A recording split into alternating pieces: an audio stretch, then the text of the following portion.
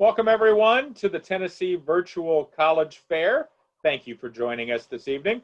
We have a few housekeeping announcements before we get started.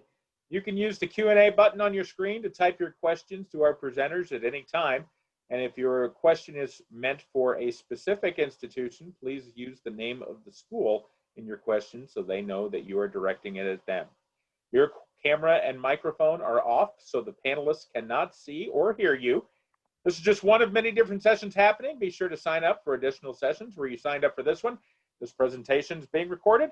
It'll be available within about a week, again, at the same website where you registered, in case you want to go back and review some of the information that you learned tonight in this session. We are in session C3. It's on the bottom part of the screen there in the center. That is the order of the schools that we will hear from tonight in this session. So I've gotten the housekeeping stuff out of the way, so I'll get out of the way and turn it over to Bellarmine University. Well, hello and good evening to everyone. Thank you so much for joining us on today, and welcome. You are hearing about Bellarmine University first. My name is Dia Garcia, and I serve as the Assistant Dean of Regional Recruitment and Admissions for Bellarmine. My contact information is on the screen, and I would love to reach out to you with more to answer any questions that you may have. So there are many reasons that students do thrive at Bellarmine University, and I'm going to talk about 4 of the guarantees that we do have. So to start, I would like for you to know that we are a small, independent, Catholic liberal arts institution. We are located in Louisville, Kentucky, and it's essentially the best of both worlds. We have a small campus still, but we're located in a large metropolitan area. We have an undergraduate population of about 2,500 students, and our total population is a little under 4,000. Our first guarantee is related to graduation. Bellarmine does guarantee that every student will graduate in just 4 years, or that 5th year is going to be on us. We can make this guarantee because of the connections that students have with the faculty and staff at Bellarmine. Community is something that's really important to us. Again, we are a liberal arts institution, and you're going to get an excellent education from Bellarmine. Our second guarantee is related to the study abroad experience. Bellarmine guarantees every student the opportunity to study abroad in a program or a country of their choice. We have nearly 200 different programs in 68 different partner sites. Study abroad is an excellent opportunity to enhance your skills, to build your profile, and also diversify yourself. This picture here is a picture of our Louisville skyline, which again is just representative of the community for Bellarmine and Louisville. You can see the briefcase, and it's also representative of our third guarantee, which is the ability to develop an internship, to develop a career plan, and to build a professional network. We have an excellent first destination rate at Bellarmine, and I would encourage you to compare us to some of the schools that you are interested in applying for. Our first destination rate is at 99%, and that means that just 6 months after graduation, 99% of our students either have a full-time job or they are enrolled in graduate school. We understand that one of the main reasons that we go to school for 4 years is so that we are able to graduate and make positive contributions to society by being gainfully employed. So that's something that we're really excited about. Also, the average starting salary of Bellarmine graduates is about $50,000. As you can see from this image, our Bellarmine Knights definitely have spirit. We just transitioned to Division I sports this past summer, so we're really excited to be on that new competitive level. We have 20 different sports teams, 10 of those are men, 10 are women. We also have intramural sports and a pep band, a dance squad, and a cheerleading team. There, of course, are lots of other opportunities for students to be involved. Our Student Activity Center has over 70 organizations for students to choose from, and that's going to include Student Government Association, religious groups, honor societies, leadership groups, basically whatever you want to be involved in, you have that option at Bellarmine. For seniors, you can apply right now. We are part of the Common App, or you can apply directly to our website. Our application is free. The only required materials are going to be a transcript and a letter of recommendation. We are test optional, and that's something that Bellarmine decided on last year, and that we will continue to be in the future. We understand that test scores are not always an indicator of college success, so you as a student get to decide if you would like to submit those to us or not. And we are affordable because we invest in our students. That brings us to our fourth guarantee, which is related to financial aid. And that is that 100% of our admitted students do receive scholarships. Our average institutional award is going to be about $30,000, and that brings the average comprehensive package to about $39,000. The cost of attendance at Bellarmine is about $53,000, and we're really excited to unveil our public price promise, which meets the to meet the requirements, a student must have a 3.6 GPA and live on campus for all 4 years.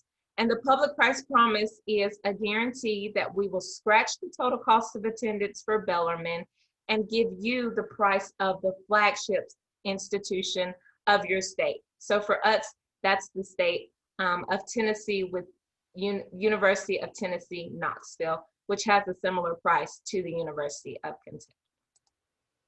Here are some important dates and deadlines specific to senior year. We hope that you've already completed the FAFSA or at least began that process. November 1 is our early action deadline, so I just encourage you to apply for admissions by then. So that's a lot of information in a short period of time. My final question to you is, are you Bellarmine bound? I hope that you are. Thank you and have a great night. Thank you very much for that. And I want to share again the order of our presentations tonight. Again, any questions, use the Q&A button to ask them of any of our presenters this evening. Next up, we'll hear from Samford University.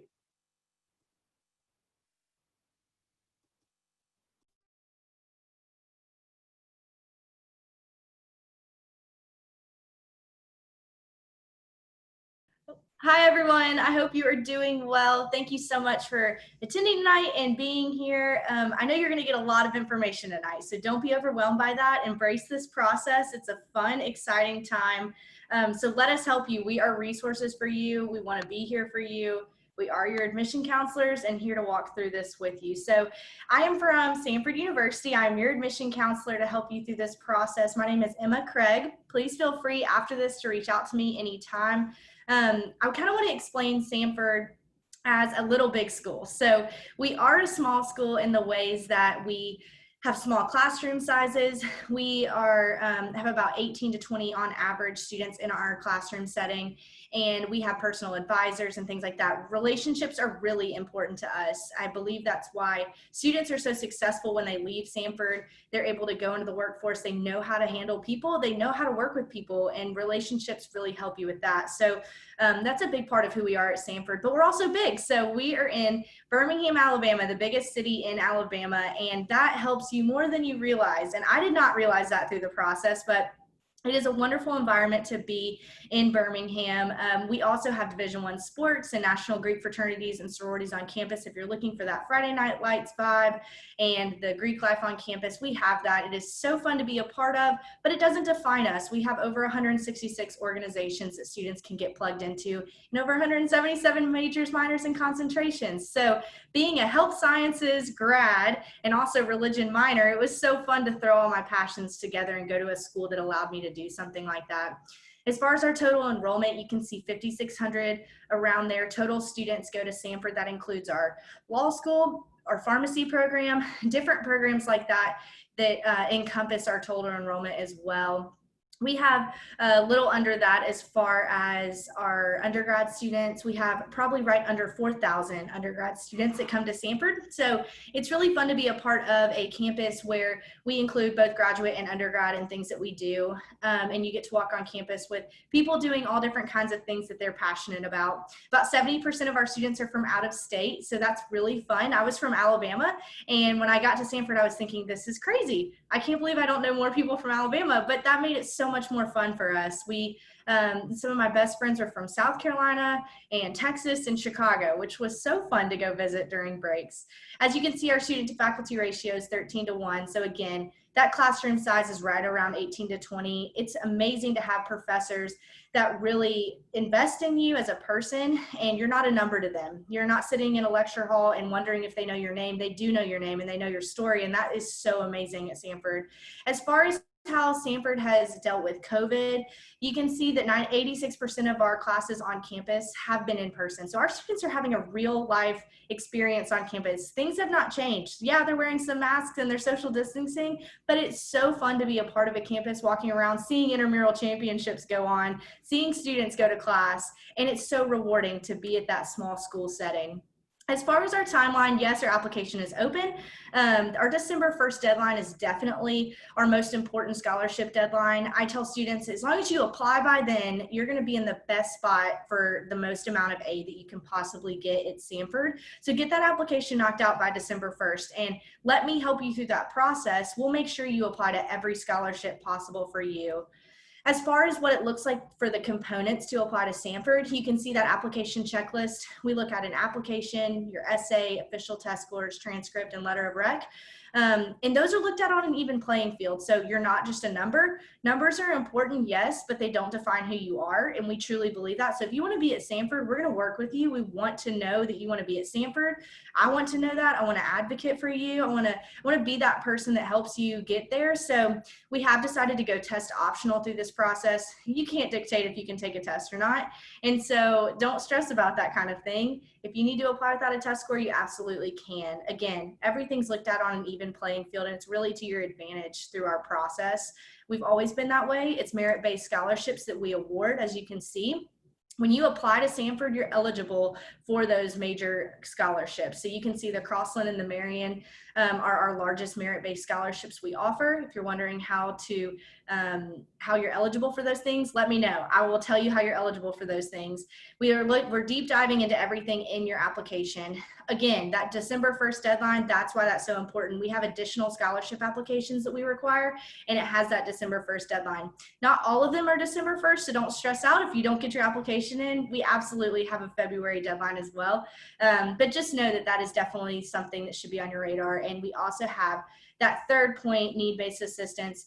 FAFSA is not required to fill out if you come to Samford, but it definitely helps you in our process as far as receiving more need-based aid that you might possibly need. So go ahead, knock it out. Doesn't make our process any harder. It just makes it easier for you, I promise. As far as how we award, merit-based, again, like I said, it's who you are as a person, not what score defines you. Scores are important, yes, and we definitely look at those, and we want your highest scores if you have them, but we want to look at students who want to be here. We award fully admitted students. I promise it's a rewarding process. So definitely come look at Samford, come visit campus. I can't stress that enough.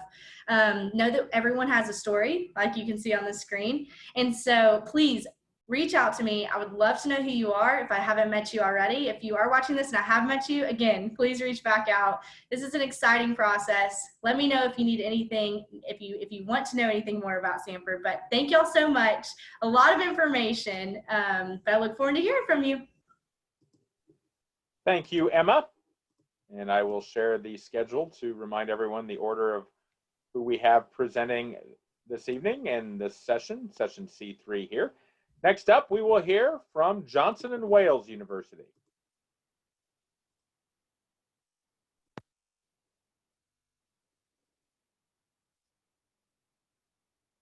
Hello, everyone. My name is Paul Carney. I'm an admissions representative with Johnson & Wales University. And Johnson & Wales has two campuses across America. Our original campus is in Providence, Rhode Island. And it was founded in 1914 originally as a business school. And we've grown and expanded over the years. We now have a branch campus in downtown Charlotte, North Carolina. There are about 10,000 students in Providence and also about 2,000 students at our campus in Charlotte. And Charlotte is definitely a big city. Providence is a medium-sized city. And hopefully I can get this running here. Bear with me.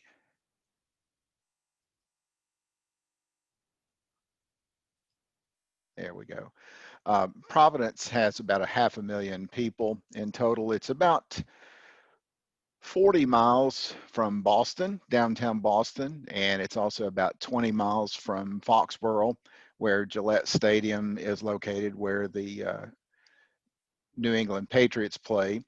And Charlotte is a bigger city. It's about 1 million people, although our campus in Charlotte is definitely smaller. And at Johnson & Wales, we offer about 50 different undergraduate majors from 6 different undergraduate colleges. We have our College of Arts and Sciences, our College of Business, Health and Wellness, Nutrition, Culinary Arts, Design and Engineering, and Hospitality. We are probably most well known for our College of Culinary Arts. 2 of our most famous alumni are Emeril Lagasse and Tyler Florence, both from the Food Network. Also, one of our alumni created several shows on the Food Network, and he created Chopped, next Food Network star, all the spin-off shows related to those. So that's probably what we are most well known for, although our College of Business is very well known as well. Charlotte, North Carolina is the 2nd largest financial center in America, second only to New York City. Bank of America has their world headquarters in Charlotte, and a lot of our business students do internships with Bank of America, and a lot of our sports management majors also do internships with the Carolina Panthers and the New England Patriots. We have many study abroad programs. Many of our students study at different locations around the globe. We have partner institutions on 5 continents, about 80 different programs. And so if you have an opportunity, particularly during the junior year in college, we really encourage you to pursue that if you can. I'm sure it's a really great opportunity. We have about 250 different student organizations. We have major related clubs. So if you're thinking about maybe television, radio, communications as a career, we've got a broadcasting club. We have a psychology club, a nutrition society, but then we have a lot of fun things that people like to do as well. We have a dance team, snowboard club, rugby club, anime and gaming. A lot of people are into that now. My son loves his Xbox, so that's very popular. And we have just started an e-gaming program, esports program as well. And speaking of sports, we compete in the Division III in the NCAA. And we also compete in the Great Northern Athletic Conference. And these are some of the championships that our teams have won in recent years. We do have residence halls at our campuses. So students freshmen and sophomores are required to live on campus, and everything is very convenient to all the academic buildings, the library, student center, student services, the cafeterias. So you can walk to everything. You really don't have to have a car to get around, but if you've got one, you want to bring it with you, you're certainly more than welcome to do so. Everything starts with an application, and you can apply on our website, or we're also a member of the Common Application. We do not charge an application fee. It is completely free to apply. We are test optional, which means we do not require the ACT or the SAT for admission. We like to focus on what a student has done over the course of 4 years in high school. More than 91% of all of our students receive institutional scholarships and grants from the university. Tuition this year is about $35,000, and room and board varies between about $7,000 to $13,000. And we have very generous scholarship opportunities to help bring that cost of attendance down. If you're active in any of these national student organizations, there are very generous scholarship opportunities available for those. And we also have collegiate clubs in these different organizations, so you can continue in that program as well. We're on social media. We're on Twitter, Facebook, Instagram. You can follow us on there. We post information every day about events going on the campus. And here is my contact information, and I would be more than happy to answer any questions for you in the future. Thank you very much for your time, and I appreciate it. Have a great evening. Paul, thank you very much. And I want to remind everyone, if there are any questions, use the Q&A button to submit those to our presenters. Next up, we will hear from the University of Alabama. Hey y'all, good evening. It is Friday Eve, so happy Friday Eve. I'm gonna get my screen sharing here if I can get this up. Give me 1 second. So my name is Michelle Kiesel with the University of Alabama. I'm a regional recruiter. I'm based out of Memphis, so I cover West Tennessee and Arkansas. And hopefully you guys can see our main Alabama page here. Just a little bit about our campus. We're a large SEC university. So we've got about 38,000 students, top people coming to Alabama. We are actually only about 30% students from the state of Alabama and about 65% from out of state and about 5% international. So you will not be going to school with only Alabama students. I came to Alabama all the way from Oregon, so I know what it's like to be an out-of-state student at the University of Alabama. And I never felt like I was out of place or that I couldn't meet friends. So you're going to meet people from all over the country and really all over the world at the University of Alabama. So a little bit of information about the students that are coming to UA. Our freshman class last year in 2019, we had a 3.77 average GPA and a 27.7 average ACT. So over 40% of our freshman class had a 30 or above on the ACT, and over 256 National Merit finalists in our freshman class last year. That number this year for 2020 is over 300. I haven't gotten an official count yet, but the preliminary count is over 300. So we lead Alabama in National Merit finalists on our campus. We're number 2 for all public universities in the country, and number 5 for public and private. So that's including your Ivies, your Harvard, your Yale, your Stanford, your Princeton. We are up there with all those schools, bringing the high achieving students to our campus. So I would say most people know us because of our football program, which has 17 national championships, but our speech and debate team actually has 22 national championships. So they actually have outperformed our football team. And then our astrobotics program through our College of Engineering has 5 national championships, which has been designated in the NASA mining competition. So we're really proud of all of our academic programs as well as our athletic programs. So if you've seen us on ESPN Game Day and you know us as a football school, we are so much more than that. So hopefully you'll give us a chance to learn more about our programs besides just football. So our scholarships, which I know that's what most people care about. We have a new bracket this year for the 25-26 ACT and 3.5 GPA. In the past, that's always started at 27. So students always ask me, how do I get in-state tuition at the University of Alabama? Students that have a 30 or 31 on the ACT and a 3.5 or higher are going to get $24,000 a year, which brings their tuition to about half of in-state. So if you're looking to get in-state tuition in Alabama, that 30 to 31 is going to get you there. The 32 to 36 is getting $28,000 a year. So that's pretty much all of your tuition. Tuition this year is $30,250.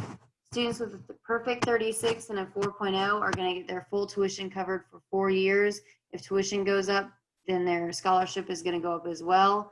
So I like that Alabama is still using test scores to help decide this, because you're going to know what you get, and it's objective, it's quantitative, you know exactly what kind of money that you're getting with those tests. If you don't have a test score though, we will have a certain, another category of scholarships that they're gonna look at your core GPA on your transcript.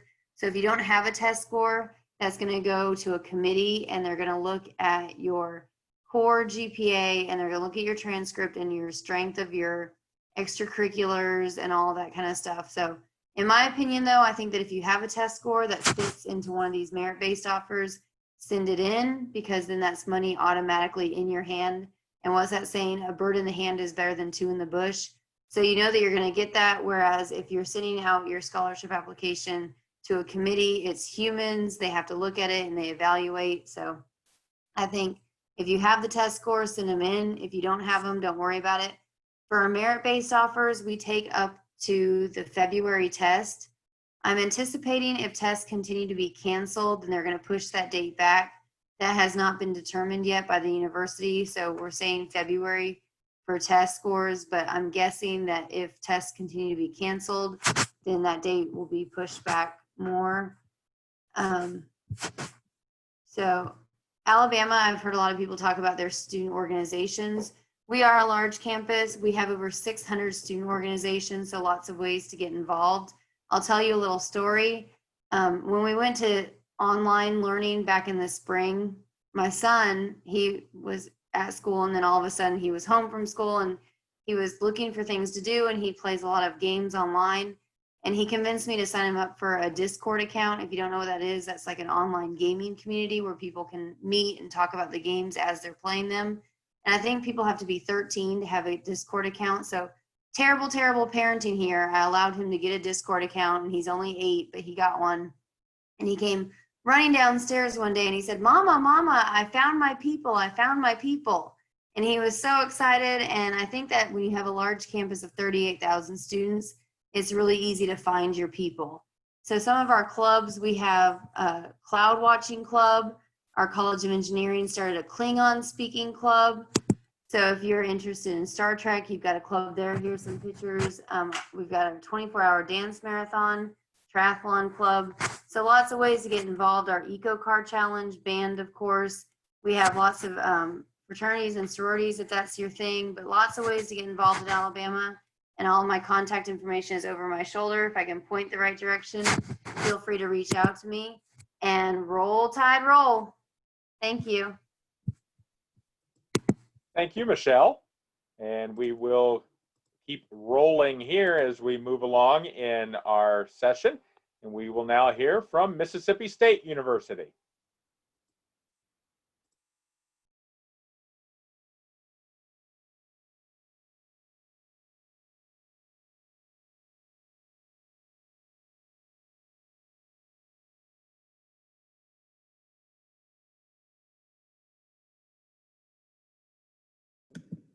Okay, good evening, ladies and gentlemen.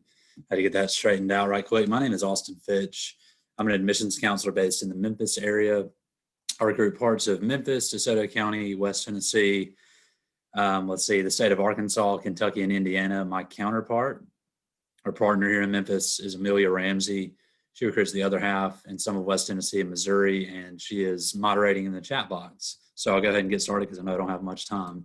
So we were founded in 1878 as Mississippi A&M, or Agricultural and Mechanical College. Either of those two programs, anything ag or engineering related, are not only two of our strongest programs at MSU, we really are two of the strongest programs in the nation in those, two academic colleges that we offer since our inception, really. And we're now known as Mississippi State University, as we all know. So just over 22,000 students, right at 22,400 is where we lie currently. That seems like a lot of people, and I mean, that is a good number of students.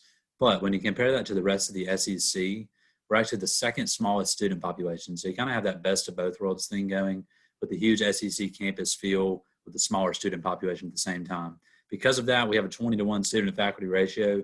Typically, our class size is right around the 37 to 38 student mark. So I'm not sure what kind of classrooms you're used to currently, but I can tell you as you advance up your major, classes will even get much smaller than that at Mississippi State, which allows you to get that one-on-one interaction with student and professor, which you're going to want in a college experience. 26.1 average ACT score for entering freshmen, which we're really proud about, being that we're a large public institution. So this slide is the most vast that I will show you this evening. And in hopes of not pressing myself for time too much, I'm going to cover briefly just some well-known programs that we have across these academic colleges. If I don't mention said program that you're interested in, it doesn't mean, we're not good at it. It's just, I'm going to highlight things that we're well known in the national setting for. So starting at the top left, College of Agriculture and Life Science. Excuse me, I said architecture, but it's agriculture. So we were founded as an A&M college, the first being ag. Anything really in the ag landscape across research and college campuses in the United States, we're either top 15 to 20% really in every category that there is nationally. So there's a lot of farmland and fields that surround campus, and really students are doing those things firsthand, testing soils, harvesting crops, really hands-on and research-driven college. Also with life sciences, anything from poultry science to animal and dairy science, those are popular programs as well for maybe wanting to go to med or vet school. Architecture, art, and design, we are top 25 ranked in the nation in our College of Architecture, the only fully accredited architecture program in the state of Mississippi. College of Arts and Sciences on the top on the top right, excuse me. I was a graduate of this college. I was a communication major in my time at MSU, which is about the most broad yet vague thing that you can major in. But I'm communicating with you all right now, so tell my parents it paid off if you've ever seen them down the way. But in arts and sciences, broadcast meteorology is one of the well-known programs. 1 out of every 3 broadcast meteorologists on TV today was trained at MSU at some point in their career. College of Business, all of your main business degrees that you can think of.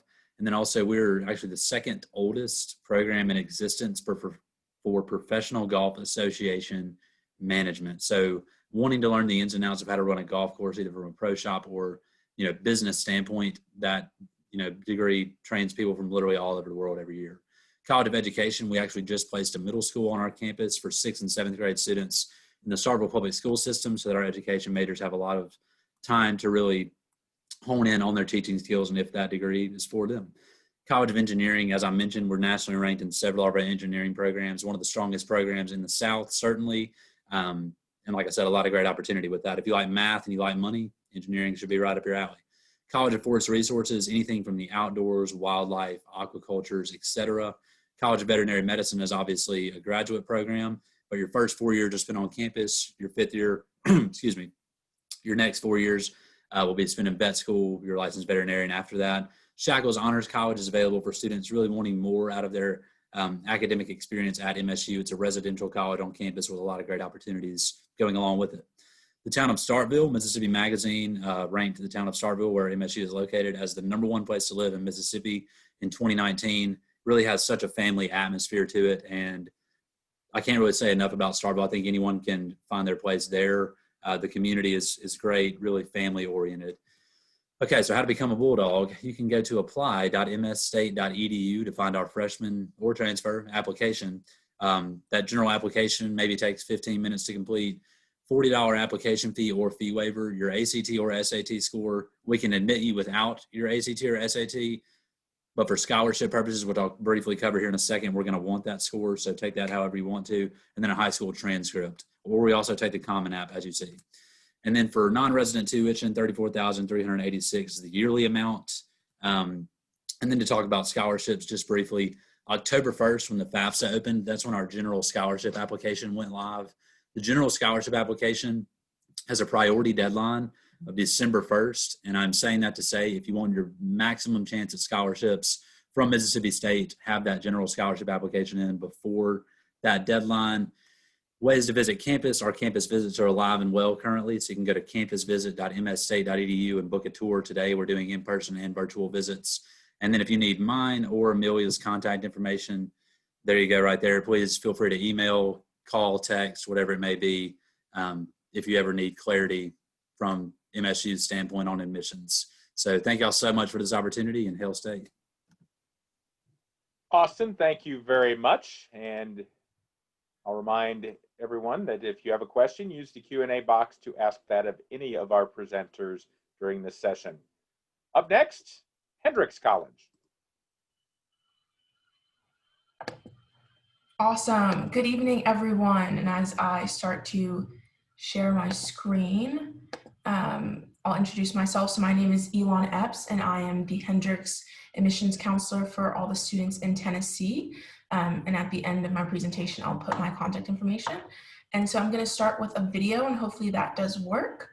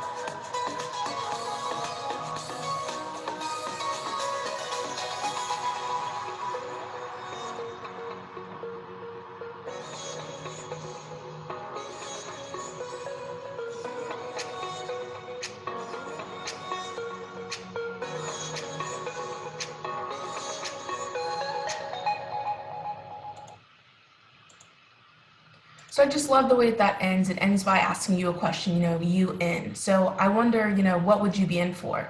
So I just decided, to make a commitment to Hendrix to start working here just about 2 months ago. And I made that decision because of the programs we have here, because of our faculty and staff, and because of the inviting environment that I was really given throughout my entire process. And so I started to talk to you about some of the programs we have here and what your education would look like if you were a Hendrix student. And there's 3 main programs that I really loved that I thought, if I could do college again, I would really have wanted to have them. So one is our Odyssey program. And essentially what Odyssey is kind of flipping education on its head, giving you an opportunity to take your passion to the next level, whether that's artistic creativity, global awareness, service to the world, professional leadership development, undergraduate research, and special projects. And all 6 of those themes I just listed are the themes of the Odyssey program we have here at Hendrix. And it really allows you to dive deep into those themes beyond just writing an essay or taking a test that you would typically do in a classroom setting. And so whether that is kind of going to Chile and studying for a semester, or doing an internship in Little Rock, or jumping onto a professor that you know really well and they're doing a research project, and so you might join them and then you get added to their research papers. You really get to do what you want within your passion that you have and take them to the next level within their Odyssey. And Odyssey is a journey, and so you'll take that from day one of your Hendrix experience all the way to your last moments here on campus. And so typically students are going to have 3 different Odyssey credits, and as most as 7 or 20. That can be kind of complicated, and so if you ever do reach out to me, definitely ask me about Odyssey and I can tell you more student stories. Next, we do have our Hendrix Murphy Scholars. And what's really cool about them is that it gives you the opportunity to really take language and literature to the next level. It gives you about $4,000 to kind of play around with, whether it's an internship, a study abroad opportunity, or just really going to the next level within language and literature. You'll take an Oxford style class, as well as having access to some of the people who are front runners within art, language, and literature who come to campus, and also give me access to internships. And the last thing is career term. So Hendrix believes that you should have access to career services from day one. You don't have to wait till junior or senior year to start thinking about your career or getting in touch with our career services. So even from your first day on campus, you can get in touch with them, ask them about your major, ask them about what you want to do this summer or in the future, and they will talk to you. They will give you sorts of resources, which is really awesome. And one way they do that is second semester of your sophomore year, you'll kind of go through a boot camp of sorts, and it's called career term. It really allows you to work on branding, allows you to do resume writing and interview skills. And through interview skills, a lot of our alumni will be here to kind of practice interviewing with you and giving you kind of feedback on how you did and how you can improve, which is really awesome. It's kind of Hendrix in a nutshell, kind of 3 programs that I really love that really show you why we're taking your education to the next level and really investing in our students. So here kind of shows you just from the beginning how you could contact me, as well as visiting our website as well. And I'll kind of tell you about what's going on at Hendrix campus right now. So right now, all of our students are virtual. And we made that decision because that was the best for Conway, where we're located in Conway, Arkansas, as well as for our students. And the goal is next semester to bring everyone back. But it's still very vibrant. We still have a very vibrant community, but everyone's still engaging online with everything they do, with all of our 70 different student organizations and all of our 21 Division III athletics are still communicating with one another and still anticipating having a full spring semester of sports as well. And if you want to visit campus, you see that link right there. You can visit campus Monday through Friday. We do take visitors at a 10 o'clock slot, a 1:30 slot, and we also do have a virtual option at 3 o'clock. And so I really would encourage you to reach out to me if you have any questions about Hendrix. Look on our website, tell you more about us. But yeah, thank you so much for your time. Thank you very much, Ron. I want to invite all of the representatives from each of the institutions to go ahead, if you're willing, to turn on your cameras and microphones, as we've got about 5 minutes left, a little less. So I'm going to do a quick little Q&A. Actually, I'll probably just ask one question, and if we go in the order that you presented, which I will refresh at least my memory on that, but if we could, so we'll start with Bellarmine, and then Samford, then Johnson and Wales, Alabama, Mississippi State, and Hendrix.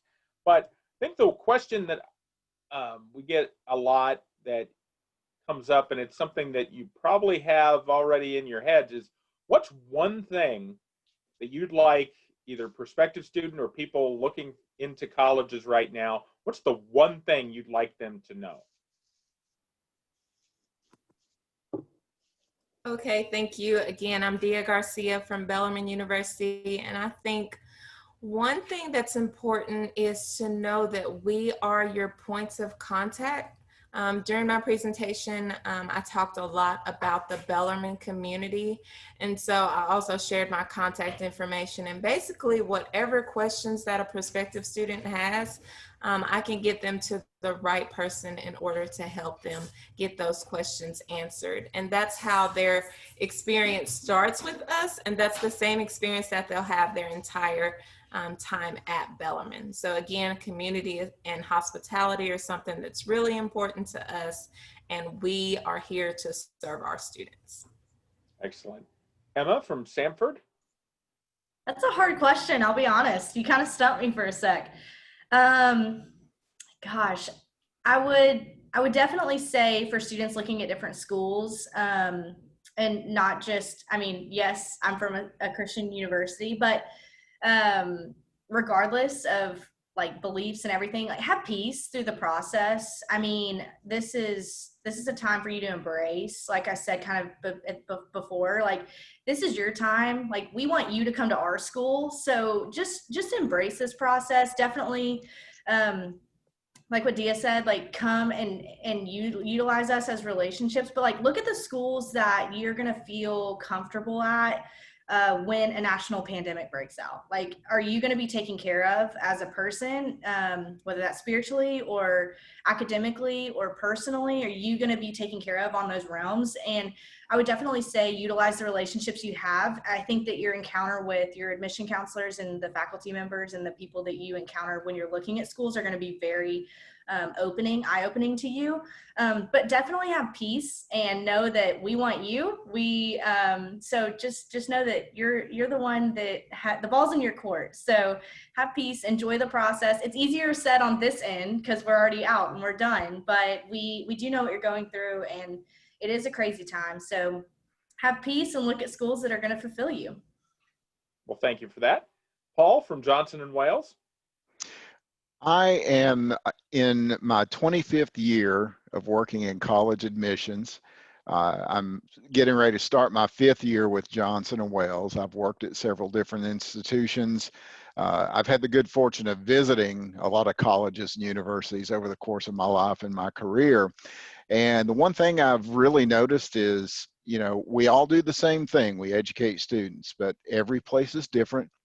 Every place has a different culture, different missions, different majors, different location, different sizes, and we're all different from one another, just like colleges and universities are different from one another. So I encourage you to visit as many colleges as you can so that you can get that gut instinct of, yeah, I like this place. I can see me here. This feels great. Or you might get the feeling of, no, this isn't for me. It's too much of this or too little of that, or, whatever the case may be. But we're all different. We're all different from one another, and you're not going to hurt my feelings if Johnson Wales is not the right fit for you, but definitely try to visit and you'll know. Thank you. Thank you. Hear from Michelle in the University of Alabama. Hey guys, Michelle again. So Paul kind of took my answer. I was going to say visiting is really important to find your fit. So I'll give you a story. When I was finishing up my master's program, my parents told me that I had a certain budget and they gave me 3 cars to choose from. So when I got my master's, they would buy me one of those 3 cars. And I didn't test drive any of them. I just decided based on like gut feeling. And it was the worst mistake because I hated that car. I still hate that car. And I gave it off to my husband and got myself a new car. So I think that when you're looking at universities, it's a big investment. So test drive it, come to campus, kick the tires, look under the hood, see if it fits you, see if you can stay with it for 4 years. I mean, because it's a lot of money to go to college, so it's got to be a good fit. Sounds good. We're a little close to over on time, but we'll have the last 2 schools here go ahead and answer this question. We'll go over just a little bit for it. So Mississippi State.